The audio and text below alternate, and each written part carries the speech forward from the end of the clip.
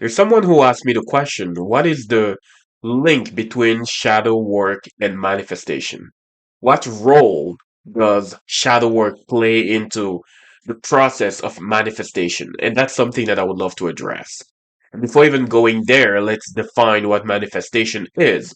It is that process of creating something that you truly desire. Manifestation is the label that people put on top of that process of just having something that you deeply desire unfold into creation.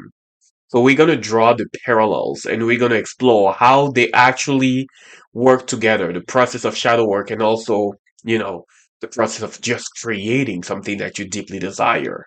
If you're new here, my name is Xavier Dagba, and the whole purpose of this space is to spark conversations that ignite self liberation. So, shadow work and manifestation. What is the link between both? How do they play, together? How are they intertwined? That's a beautiful question. And what I would love to say first is if you are new to the universe of shadow work, my big invitation for you is to download my free shadow integration mini course. Is to access it for free. You can find the link below in the comment section, in the description. Now, that being said, there is something about shadow work, about illuminating, integrating the shadow that needs to be demystified before we link shadow work and manifestation and the process of creating something that you desire, especially if you're feeling that you're experiencing blocks in your journey of creating what you desire. The first thing that I would love to drive across is the true benevolent nature of the shadow. I'm going to give several examples here for you to understand. Let's imagine that you went through a big traumatic experience and you didn't know how to process it. What we usually do is we push down, we repress, sometimes unconsciously, the emotional charge that we didn't know how to be with. Where is that held? Most likely in the shadow. So, what does that mean? Is that the shadow is actually holding for you so that you are able to function, so that you're able to deal with your environment. Your shadow is holding for you something that you didn't know how to process yet. And that, in my opinion, is something benevolent. Let's take another example. You had at some point, your beautiful creative gifts that you just didn't know how to fully hold, or you shared it with a few people and it was met with a lot of criticism, and you were denied or you were judged. He was criticized. And the criticism was so difficult for you to bear that you decided to repress these gifts. You completely forgot about maybe your painting, your art, your singing. You put that in the dark. You put that in the shadow. Your capacity for spontaneity to open your heart and to let it radiate in the world. So even that bright light is held in the shadow because there was that association that you created. Wow, it's not safe for me to fully hold it yet. So, in its benevolence, the shadow is actually holding things that you didn't know yet how to fully embrace. And in that, there is actually benevolence. We have this big misconception about the shadow, which is it is something that is coming after you to actually disrupt your life. Whereas it is something that is it is coming in response to the call for evolution and expansion that you have actually put forth. That's a key distinction to begin to embrace.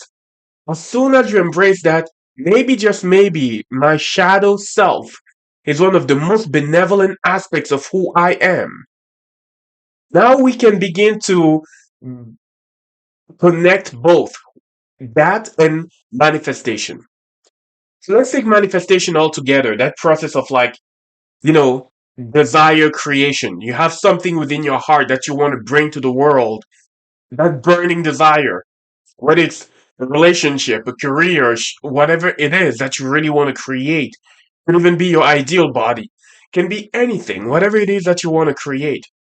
Very often, what people would do is they usually try to nurture the energy of what they actually desire.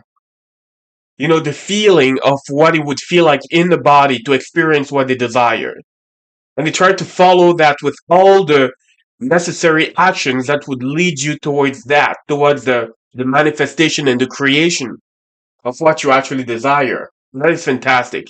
That is great. But here are some things that happens when we are usually on that process, on that journey. We sometimes happen to meet maybe resistance, maybe sabotaging tendencies, maybe things that seem to be like blocks, things that seem to stand in the way. And that may even actually show up in other people. We can feel like we have people that are standing in the way of what we actually want to create. That is where the shadow in relationship to the goal and the desire that you have actually begins. That is where the shadow self is actually coming forth, and sometimes engineering situations in your life where you have to meet parts of you that you need to integrate in order to create what you are actually about to create. And that is the beautiful dance. The job of your shadow, it is benevolently to give to you parts of you that you need to integrate in order to create your desire, in order to manifest if you wish. So when you start realizing that the entire universe, including your shadow, is working and conspiring so that you actually create what you want, you will start seeing that even your shadow is not an enemy there, precisely there. I'm going to put that differently. Your desire is a call. It is a call that you are emitting. It's a signal that you're putting out there. And that signal, I'm going to use this imagery. It is heard by heaven and also by hell, if you wish. It is heard by your higher self. It is also heard by your shadow self. They are all working to support what you desire. Your higher self will give you maybe intuitive insight and things that you get to do to embrace even more of that. And your shadow self, sometimes under the disguise of triggers, under the disguise of you being reflected by a negative comment that you're receiving from someone that is really challenging you, your shadow self will be, hey, this is an aspect of you that you actually get to integrate in order to create that. Let's ground it finally with an example.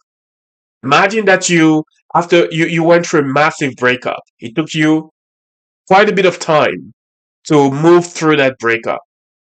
And you are finally at a place where you are ready to embrace a new relationship. So you put yourself out there in the places where you know you can eventually find the kind of person that you're looking for. You put yourself out there and you even happen to have a date. And you feel so connected to that potential date. But the day of the date, you feel such a big amount of fear that is taking over you because you can sense that you're getting close. There's that anxiety, that fear that is coming over you. And part of you actually wants to give an excuse, to postpone the date. And that is the shadow that is calling your name, that is like, hey, eventually, are you willing to make peace with the very real potential that this may be another relationship where you experience deep disappointment? Are you willing to make peace with that? Are you willing to embrace that possibility? Are you willing to meet compassionately the part of you that may still be holding on to that fear? And if your answer is yes, if you are actually able to go there and to meet that part of you, what you are signaling to your psyche is the fear that used to shut you down no longer has that capacity. The fear that used to cause you to close your heart no longer has that capacity. And as you metabolize that fear through meeting the shadow element that wants to show up, that wants to be seen, that is raising the hand. You feel even more spiritual stamina to go after what you truly desire. I want to end with this. Your shadow is a full cooperative component of the process of creation. If you want to create something, it is a call that you are sending to your higher self and to your shadow self all at once. And every single one of them, they will be like, here is the path. That's what your higher self says. And your shadow self says, here's the part of you that you need to integrate in order to have what you actually desire. Here you go. So when you start seeing the resistance and the fears and all of that, instead of trying to run away from that, which is a big mistake that people that are, engaged on the path of manifestation usually make, lean into it. Bring in the quality of compassion, curiosity, radical honesty with yourself, acceptance, and you're going to find out that all of it, all parts of you within you, are actually working hard for you to evolve. If this resonated with you in any way, shape, or form, I'm inviting you to share it with people who might need it. If you haven't yet, I'm inviting you to subscribe. And if you're new to the practice of shadow work, please go ahead and find the Shadow Integration mini course. It may support you deeply. Thank you for being here, and I'll see you soon.